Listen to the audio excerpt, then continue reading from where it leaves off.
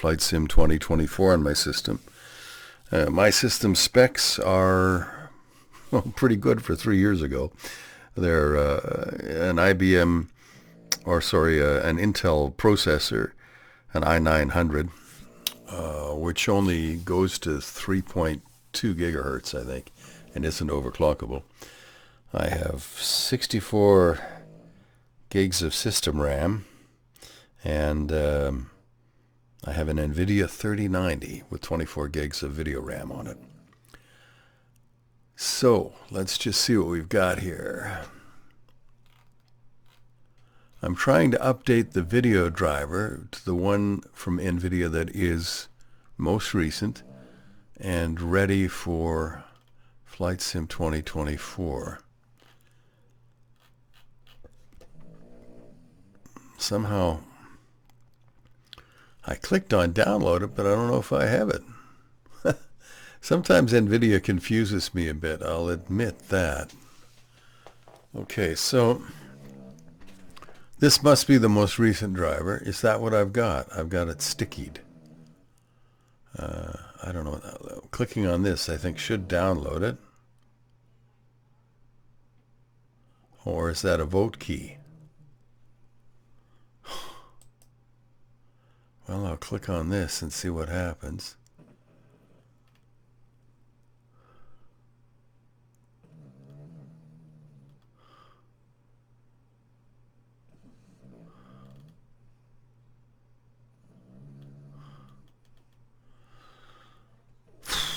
All right. I'm using Windows 10 here, and some things look like they might not work on it. We'll see.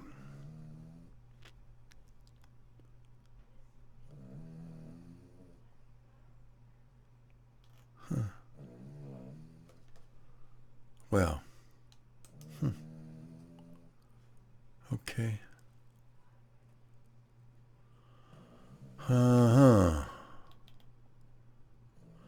GeForce Ready Game Driver download now.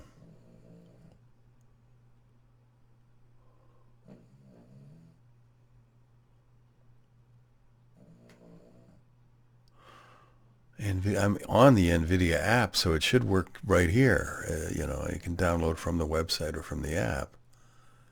Okay, so this has given me a feedback thing. Maybe while I was talking, I missed something here because I might have already installed it, just not known.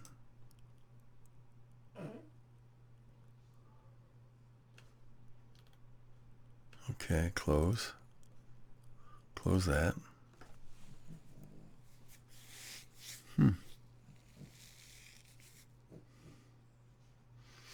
Installed. Okay, it tells me that 551.76 is installed. So is that what this is?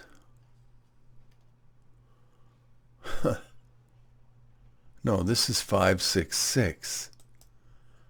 All right, let's download it. I'm easily confused. This is part and parcel of getting older, but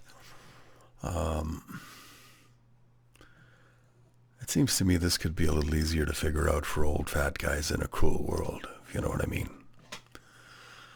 But it seems to be downloading it now, albeit very slowly. Who knew you needed such patience to do the computer thing? And I've been a computer user, a home computer user, since the mid-'80s. 82, 83, I think I got my first computer. But that doesn't mean I'm good at it. Things change so quickly here. I've got Microsoft Flight Sim 2024 going in the background, I believe, while this driver updates. It's just loading, so we'll see.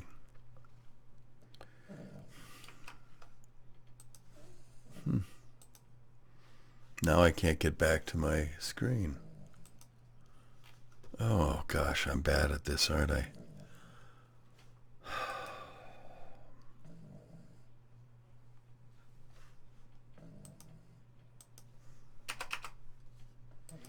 let me reduce the size. I don't want to stop either of them loading. Let's just see what's going on in the... Oh, there it is. Okay.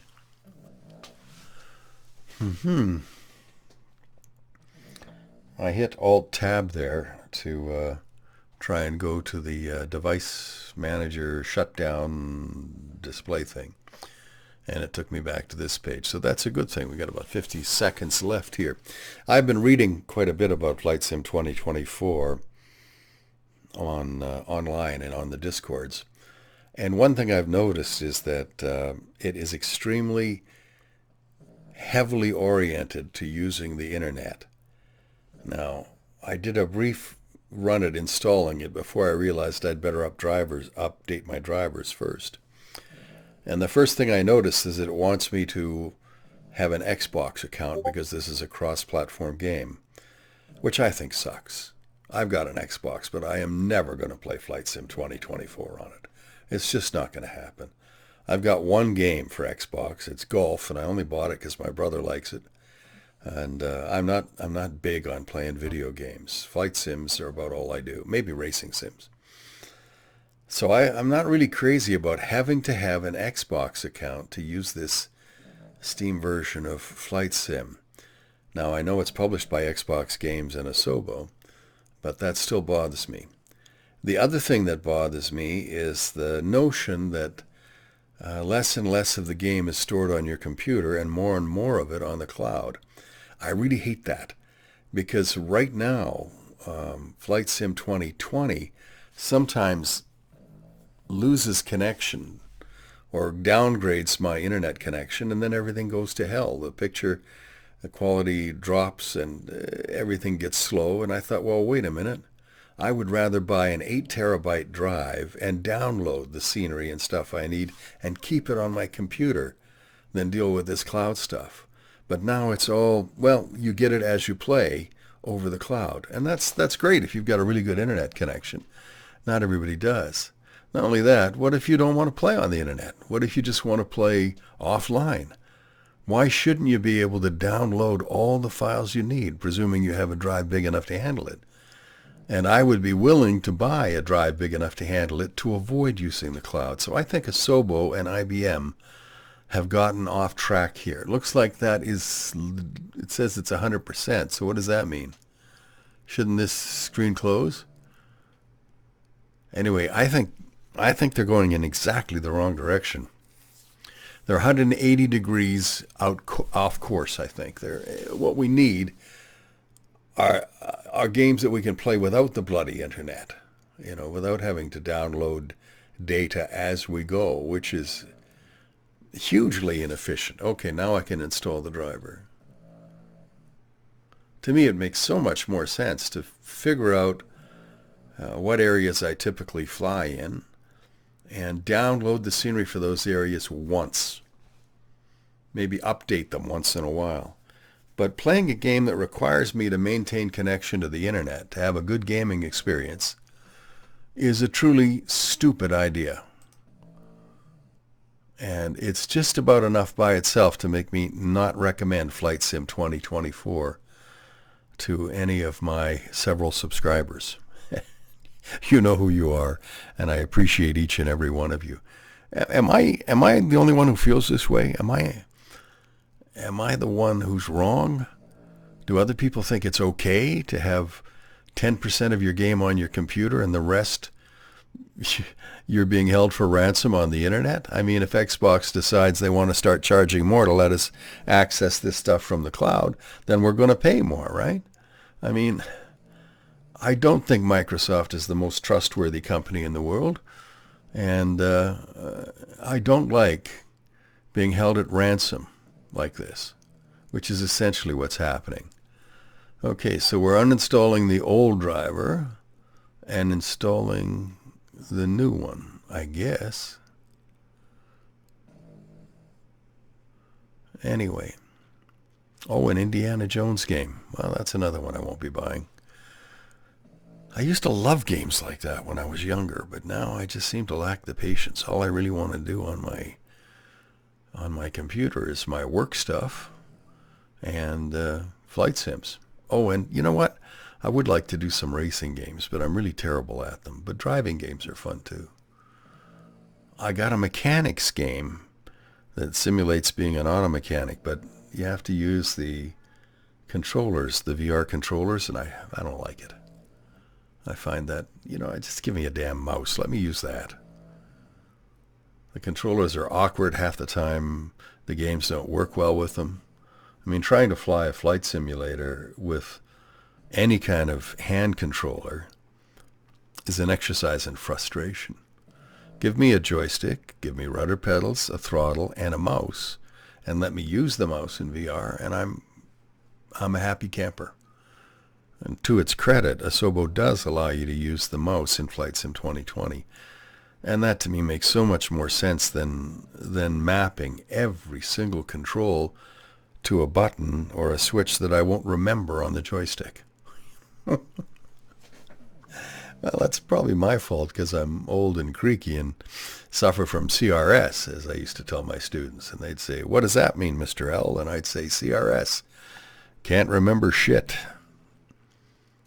They thought it was funny, but unfortunately it's true.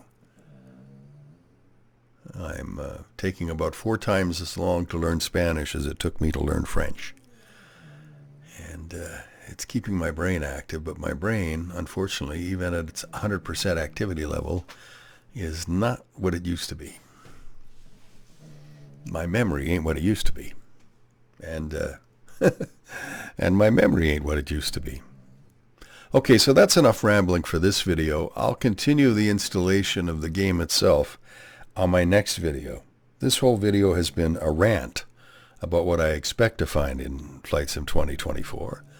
And I'm hoping I'll be completely wrong, but I expect to find that it's slow, it's clumsy, and that the cloud-based gaming doesn't work very well, because it sure as hell doesn't work that well in 2020, right?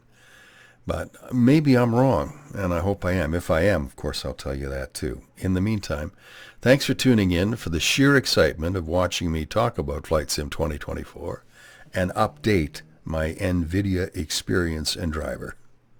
Take care, and we'll talk again soon.